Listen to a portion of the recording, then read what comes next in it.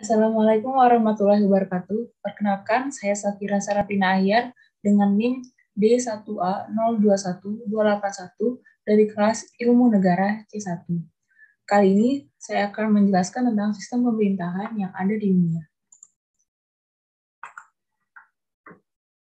Sistem pemerintahan adalah hubungan dan susunan antar lembaga-lembaga negara yang saling terkait dan berkesinambungan dalam satu kesatuan dalam rangka penyelenggaraan negara. Sistem pemerintahan di dunia dibagi menjadi 4, yaitu presidensial, campuran, republik, dan kolegial. Sistem pemerintahan presidensial. Sistem pemerintahan presidensial adalah suatu pemerintahan di mana kedudukan eksekutif tidak bertanggung jawab kepada Badan Perwakilan Rakyat. Dengan kata lain, kekuasaan eksekutif berada di luar pengawasan langsung parlemen. Sistem pemerintahan presidensial meletakkan hubungan fungsional antar lembaga dan pelaksananya dipimpin oleh presiden.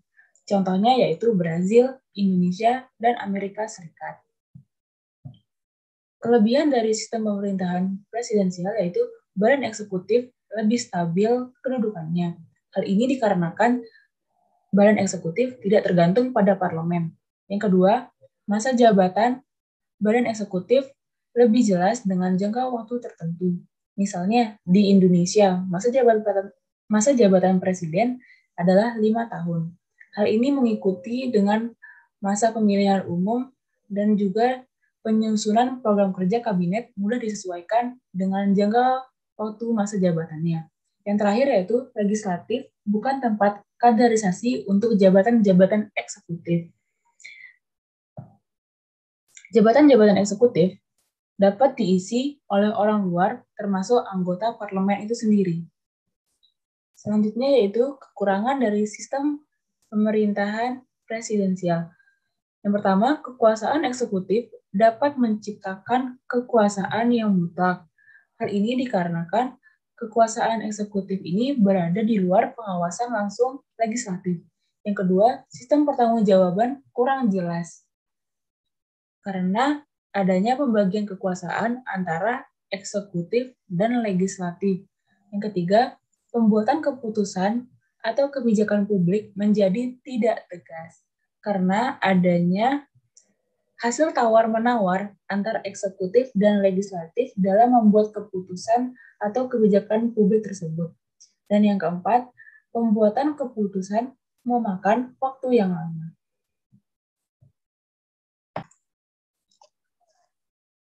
Selanjutnya, sistem pemerintahan parlementer. Sistem pemerintahan parlementer adalah sebuah sistem pemerintahan di mana presiden dan perdana menteri yang berkuasa. Di sini, parlemen memiliki peran yang sangat besar dalam pemerintahan. Parlemen memiliki wewenang dalam mengangkat perdana menteri dan bisa menjatuhkan pemerintahan, yakni dengan cara mengeluarkan semacam mosi tidak percaya. Posisi presiden di sini sebagai kepala negara, sedangkan perdana menteri menjadi kepala pemerintahan. Contohnya ada di negara Malaysia, Inggris, dan Singapura. Kelebihan dari sistem pemerintahan parlementer yaitu pembuat kebijakan dapat ditandatangani secara cepat karena mudah terjadi penyesuaian pendapat antara eksekutif dan legislatif. Hal ini dikarenakan kekuasaan eksekutif dan legislatif itu berada pada satu partai atau koalisi partai. Yang kedua, garis tanggung jawab dalam pembuatan dan pelaksanaan kebijakan publik jelas. Yang ketiga, adanya pengawasan yang kuat dari parlemen terhadap kabinet, sehingga kabinet menjadi berhati-hati dalam menjalankan pemerintahan. Yang keempat, pembuatan keputusan memakan waktu yang cepat. Selanjutnya, kekurangan dari sistem pemerintahan parlementer yaitu yang pertama, sewaktu-waktu kabinet dapat dijatuhkan oleh parlemen. Hal ini dikarenakan kedudukan badan eksekutif atau kabinet sangat tergantung pada mayoritas dukungan parlemen. Yang kedua, kelangsungan kedudukan badan eksekutif atau kabinet tidak bisa ditentukan berakhir sesuai dengan masa jabatannya, karena sewaktu-waktu kabinet dapat bubar. Yang ketiga, masa pemilihan umum dapat berubah-ubah dengan jangka waktu tertentu. Yang keempat, kabinet dapat mengendalikan parlemen. Hal ini terjadi apabila para anggota kabinet adalah anggota parlemen dan berasal dari partai mayoritas. Karena pengaruh mereka yang sangat besar di parlemen dan partai, anggota kabinet dapat menguasai parlemen. Yang terakhir, parlemen menjadi tempat kaderisasi bagi jabatan-jabatan eksekutif. Pengalaman mereka menjadi anggota parlemen dimanfaatkan dan menjadi bekal penting untuk menjadi menteri atau jabatan eksekutif lainnya.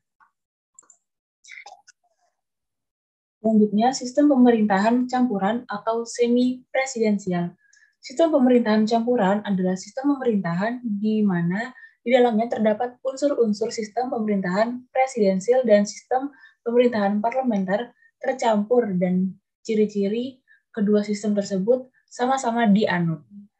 Dalam sistem pemerintahan campuran, berupaya mencarikan titik temu antara sistem pemerintahan presidensial dan sistem pemerintahan parlementer.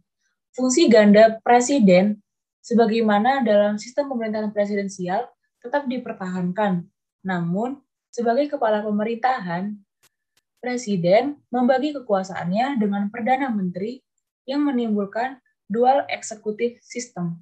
Contoh negara yang menerapkan sistem pemerintahan campuran yaitu Palestina, Madagaskar, dan juga Timor Leste. Selanjutnya, kelebihan dari sistem pemerintahan campuran yaitu yang pertama menggabungkan dua jenis sistem pemerintahan dengan mengambil kelebihan dari sistem pemerintahan tersebut, yaitu sistem pemerintahan parlementer dan sistem pemerintahan presidensial tadi.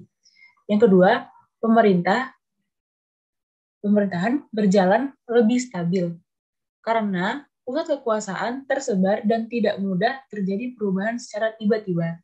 Yang ketiga, presiden dan menteri tidak dapat dijatuhkan selama masa jabatannya, sehingga bisa fokus dalam menjalankan program kerjanya. Selanjutnya, kekurangan dari sistem pemerintahan campuran. Yang pertama, suara rakyat terhadap pemegang kekuasaan terpilih kurang berpengaruh. Yang kedua, sulit mengetahui penyelewangan kekuasaan yang dilakukan. Yang ketiga, pemerintahan dapat dipengaruhi oleh partai politik apabila pemegang kekuasaan diusung oleh partai tertentu. Sistem pemerintahan yang terakhir yaitu sistem pemerintahan kolegial atau yang biasa dikenal dengan sistem pemerintahan referendum atau sistem pemerintahan federal Swiss. Sistem pemerintahan kolegial ini mempunyai presiden dan wakil presiden. Jabatan kepala negara dipegang bersama-sama oleh 7 orang Dewan Federal Swiss. Ketujuh orang pilihan itu secara bergantian menjabat sebagai presiden masing-masing selama masa jabatan 1 tahun tiap tahun barunya. Anggota Dewan Federal dijabat selama 3 tahun dan dapat dipilih kembali.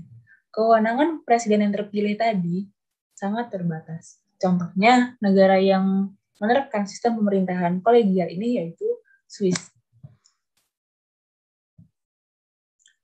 Nah, sistem pemerintahan kolegial ini yang bisa dikenal dengan sistem pemerintahan referendum berasal dari kata refer yang berarti mengembalikan.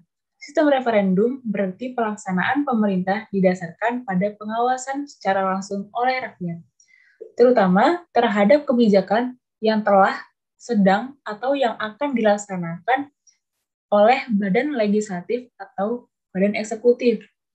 Tugas pembuatan undang-undang berada di bawah pengawasan oleh rakyat yang mempunyai hak pilih.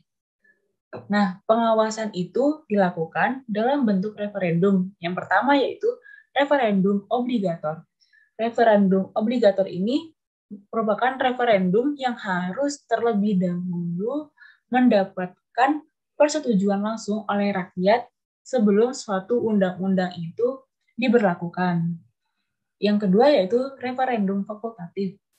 Referendum ini dilaksanakan apabila dalam waktu tertentu sesudah suatu undang-undang diumumkan dan dilaksanakan, terdapat sejumlah orang tertentu yang mempunyai hak suara menginginkan diadakannya referendum.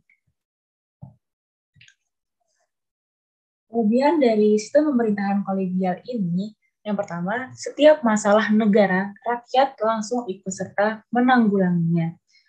Yang kedua, kedudukan pemerintah relatif stabil. Hal ini dikarenakan pemerintah memperoleh pengalaman yang baik dalam penyelenggaraan kepentingan rakyatnya. Selanjutnya yaitu kekurangan dari sistem pemerintahan kolegial ini yang yaitu tidak setiap masalah negara rakyat ini mampu menyelesaikannya. Karena untuk mengatasi hal itu rakyat perlu pengetahuan yang cukup luas. Yang kedua, sistem ini tidak dapat dilaksanakan jika banyak terdapat perbedaan paham antara rakyat dan eksekutif dan menyangkut kebijakan politik. Baik, sekian dari saya. Terima kasih. Wassalamualaikum warahmatullahi wabarakatuh.